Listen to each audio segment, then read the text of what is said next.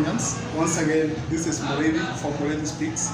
And today I have a very special guest. His name is Raymond, and he is a political analyst. And he is very conversant with various political topics. And today I want us to discuss about the tour, the just concluded tour that Raila Odinga had in the Mount Kenya region.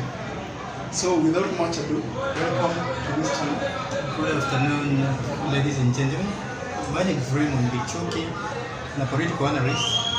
And as he has said, and alluded to the fact that Raila has actually been making inroads.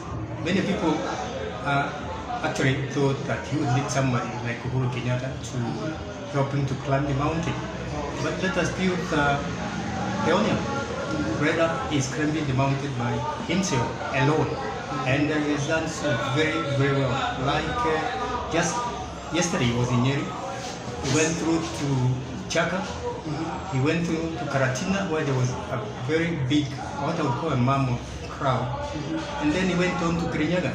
And in Kirinyaga, actually, the crowd kind of would have been expected that he would be booed. He was not booed. He would ask questions, and these people would actually kind of cheer him up. Yeah. And he was accompanied by 4 governors, including one Nyoro from Kiambu, and Kadini Kega, the MP from Nyeri. And both, all of them were categorical that they want Raila to be the next president of this country.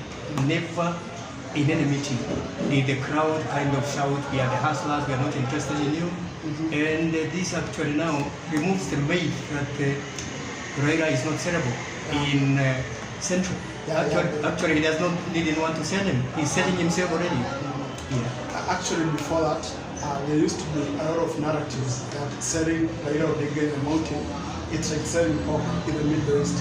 So do you think that kind of narrative has been demystified? It has been demystified, actually. Even pork we sold in the Arabic country. It is so there, people eat. It has shown that the myth that there is a hard starvation has been demystified by Raila.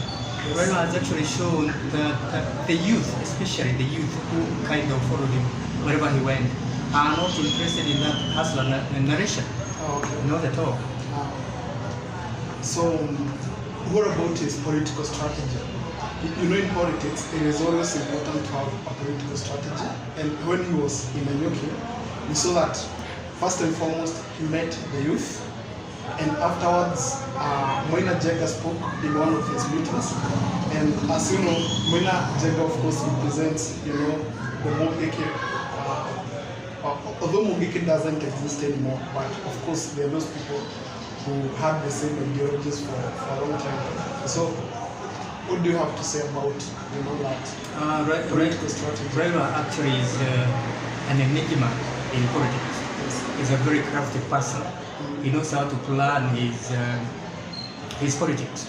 Like he has, unlike before when he used to go to meetings, now he's going from house to house. Like he attended a party in Muranga, and he actually gave a cake to a youth, a Kikuyu youth. And then later he attended a funeral of a Kikuyu person. And wherever he is kind of talking about how he's going to change the economy and how he's going to create jobs for the youth. And the youth are actually listening. And he has actually said he would not want to hear the youth kind of saying this is a dynasty, this is a rich person, this is a poor person. He's saying everybody has a right to be in this country. It's not anybody who's a hustler who is a one in a dynasty. And actually, from my perspective and considered opinion, Raila has taken Ruto by surprise. He's so surprised that even his allies have nothing to say about his making inroads in Kenya, Mount Kenya successfully. Yes. And now for the first time, you see that politicians are becoming older. They are coming out and supporting Raila Odinga openly. Because what you used to see in the past is that, yes, there were some who are rumored to be supporting, but they were quite afraid of coming out. But last weekend, we saw that, he was accompanied by more than 4 governors. There were some other MPs who in the mix. So is it a departure from how it used to be in the past? Yes, it is actually a departure. For the first time, Raila Odinga had decided that he's going to use the same party for elections, unlike before, when he used to form a new party every other 5 years. He has insisted he's going to use ODM. He has allowed, actually, to put Wanjiru Wanjigi, who was supposed to be a candidate, under the ODM ticket. And those in Mount Kenya now are seeing Raila as a different person. They always thought he owned the ODM. But there he is. Wanjiru Wanjigi is using the ODM name in Kisumu and making rallies without much ado.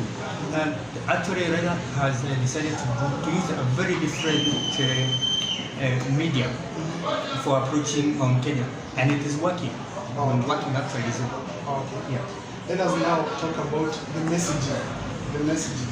You know, we have to recognize the fact that in 2022 there are two horses. You know, there are two front runners. When it comes to the presidential race, there is William Ruto on the one side and Raila on the other. Yeah.